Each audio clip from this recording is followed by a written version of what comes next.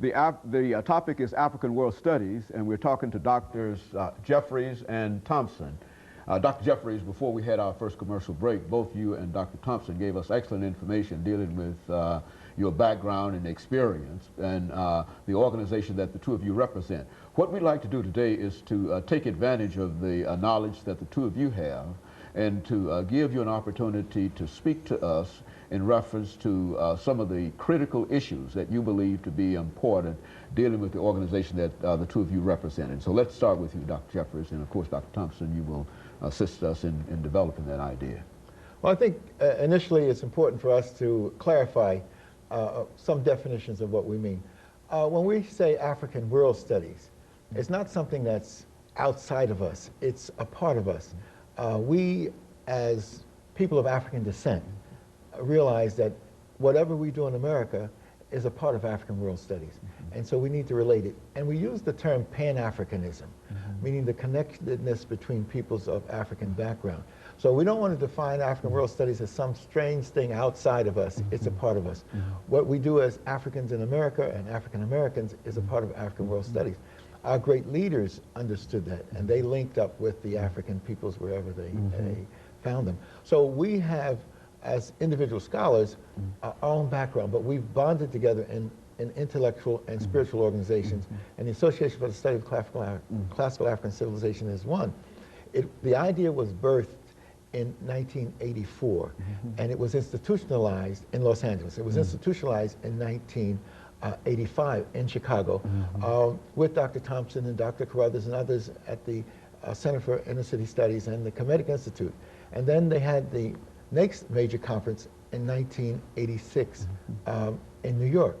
And we helped organize that at the City University of New York, where I've been a professor for the last 30 or so years in African World Studies. And as a result of that, we came up with the idea to go on a pilgrimage to study in situ, to study in Africa itself. So we went to the Nile Valley, to Kemet. Almost 1,000 of us, men, women, and children, 3 generations went with me. My mother went, my nephews went, my godchildren went, my wife and I. Dr. LJeffries was there as leaders of the organization. So that's what I'm saying, that the African World Studies, after the 1,000 came back, they went back to their teachings, to their preaching, to being engineers, to be bankers, and they brought this knowledge of who we are as African peoples back home to our communities. We need to understand that Africa is at the center of the world experience. It's in Africa that the human family was born. It's in Africa that the first civilizations and cultures rose. And so we need to understand how important this knowledge is. It was, at one time, believed that Africa was not a main part of human civilization, that Africans contributed nothing to civilization.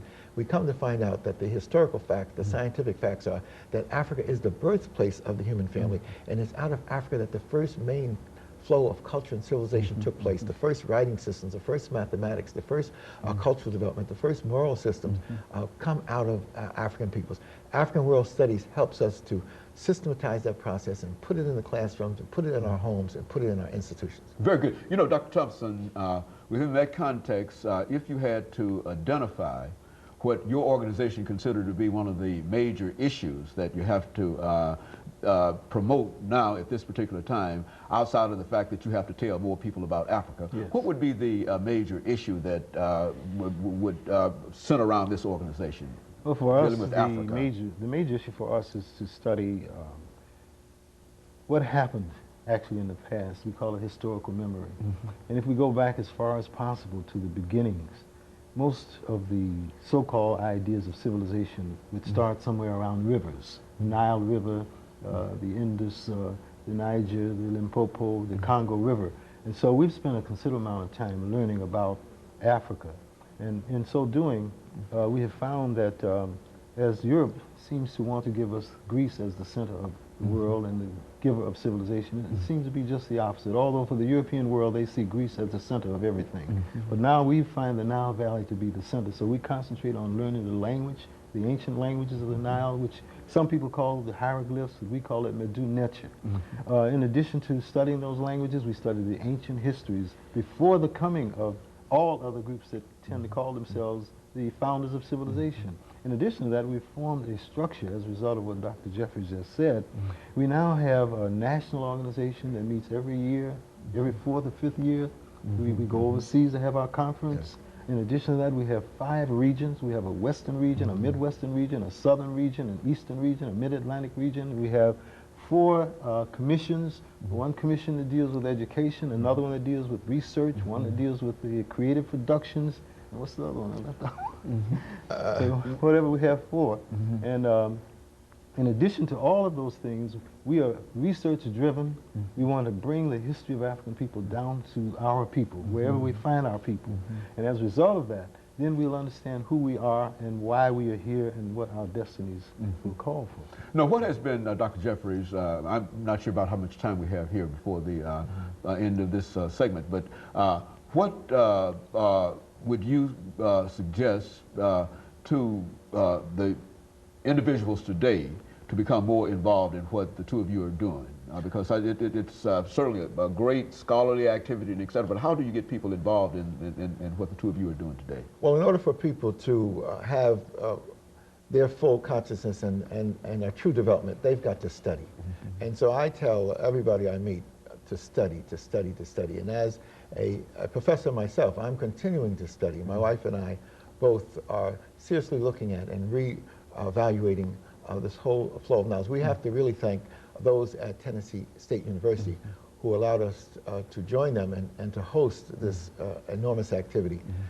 We have to control the development of our mind, and we cannot have this negative projection of our development imposed upon our people. If you do not have self-respect and self-understanding, you can't have true development.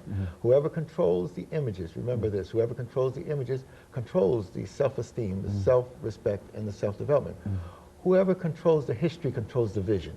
And so for people who did not appreciate African peoples and peoples of African descent everywhere and said we participated in no historical development of significance, now we know the truth. And that truth has been revealed by the truth, that we are the foundations of the human family.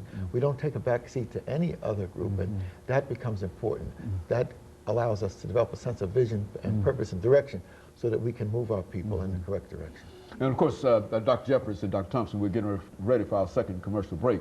But when we come back, let's see if we can have the two of you perhaps suggest how we might be able to incorporate some of the information that we're talking about now into the public school systems. Because I know, and as the two of you undoubtedly know, that even in higher education, you don't find that much information relative to what you're talking about. But how do you get it down to a lower level?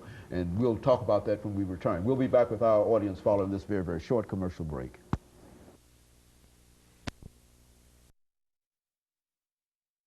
Jeffries and Dr.